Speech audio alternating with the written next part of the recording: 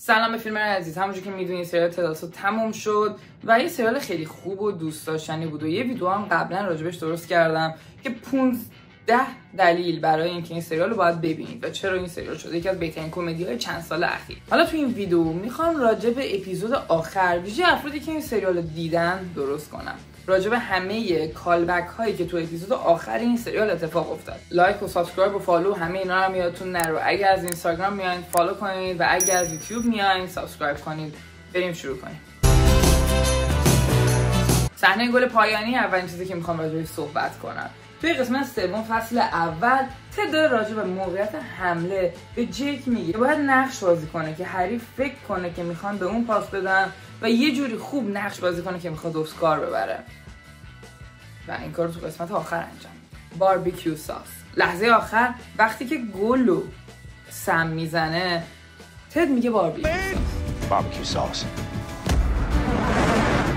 قسمت اول فصل 8 وقتی داره با روپرت سر دارت مبارزه میکنه توی ضربه آخر و وقتی که اون وسط میزنه میگه باربیکیو ساس. شروع سریال با صحنه رقص تد بود و اصلا تد رو به کمک اون معرفی کرد. مگه میشد بدون این صحنه قسمت آخر رو تموم کرد؟ و همونجوری که میدونید قسمت آخر صحنه رقص معروف تد رو هم دیدیم. خب بدون اسم این رقص هم رانینگ من دنس و جزو رقص معروف هم هست. بنر بلیو یا همون باور یکی از مهمترین سیگنیچرهای تیم ریچموند تد لاسو بوده و وقتی اونو قرار میداد تو قسمت اول با کمک کیلی اینو صاف میکرد، بالا پایینش میکرد و تو قسمت آخر نیت با کمک کل تیم این همون سناریو که بالا کج این ور اون ور وصلش میکنن. یه کالچری توی داستان وجود داره که وقتی ریچموند ها به آخر فصل میرسن یه صندوقی میارن و توش پول میریزن به این هوا که به نوعی بگن سپورت میکنن و برای پول گذاشتنه که جیک تو فصل اول جد به این موضوع اهمیتی نمیده و آدامس رو توی دهنش رو میندازه ولی میبینیم که تو قسمت آخر جز کسایی که خیلی خوبم پول توش میریزه. خوشحالی نیت و تد یکی از اون اتفاقاست که تکرار میشه توی سریال. تو قسمت آخر بعد اینکه گل نهایی رو میزنن میپره بغل تد و تو اون پوزیشن خوشحالی میکنه. اینو ما تو قسمت‌های قبلی و تو فصل‌های قبلی همینو دیده بودیم. رابطه تد و ربکا همیشه از اون شیپ‌ها و داستان‌های جذاب ما بود. دوست داشتیم شاید بیشتر ازش می‌دیدیم. ولی یکی از صحنه‌های بامزه لحظه برگردوندن آبی که یا همون تی که داره میخوره تد تو صورت ربکا تو قسمت اول بود.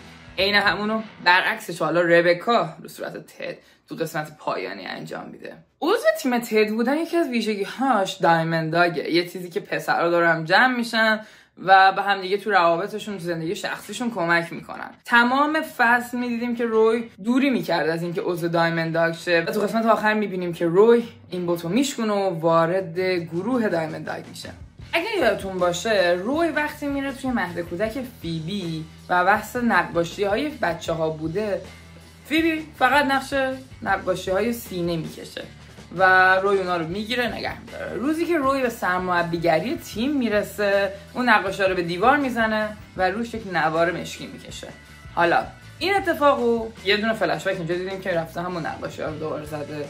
یه کالبک دیگه هم داریم. این روبان مشکی زدن رو تد واسه یه نقاشی‌ها یا عکس نود کایلی توی رختکن به نوعی پسرها انجام میده و به نوعی یه کالبکی هم اینجاست. پس واسه این داستان دو تا کالبک بزنیم.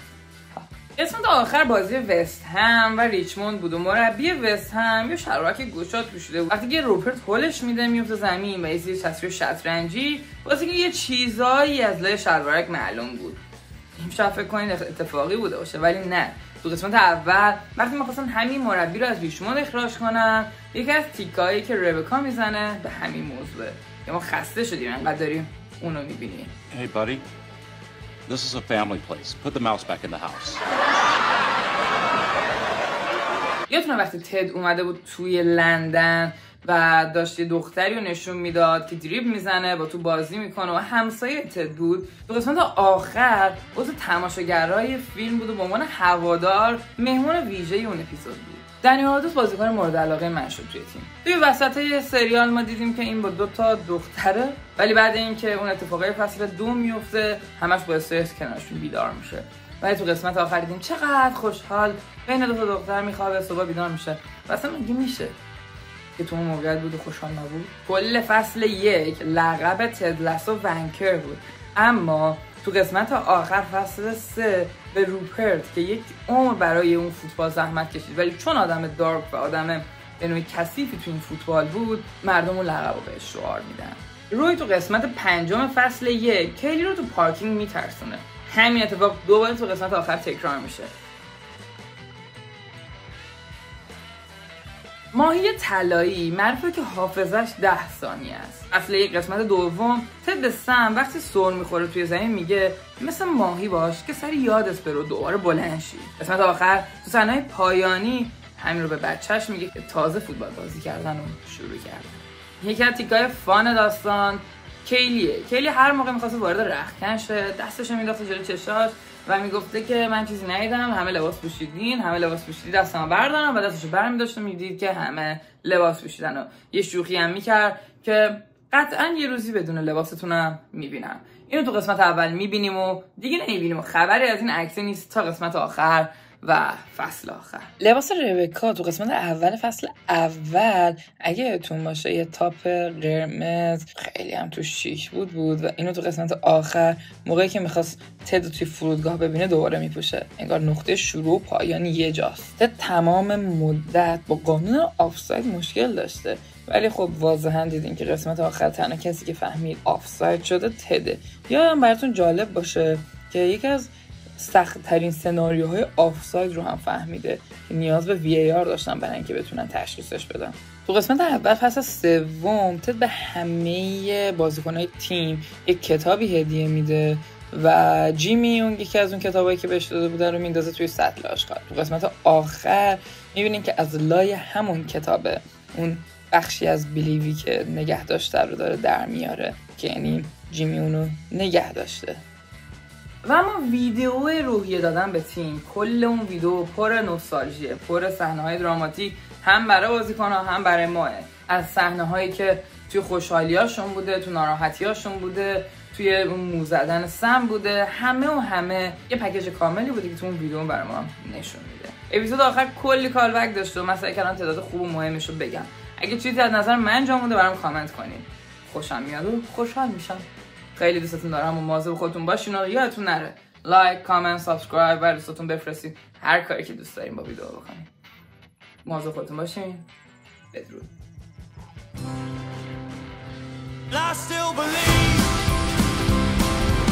الان اینجا دو تا ویدیو میاد، یکیشو میخوام بگم که تد لاسو رو ببینید اینجا که 15 دلیل که چرا تد لاسو رو ببینید. ولی خب احتمالاً شمایی که فن تد لاسو هستین و این ویدیو رو دیدین نیاز به این نداریم، ولی 15 دلیل موفقیت تد لاسو میتونه گزینه خوبی باشه.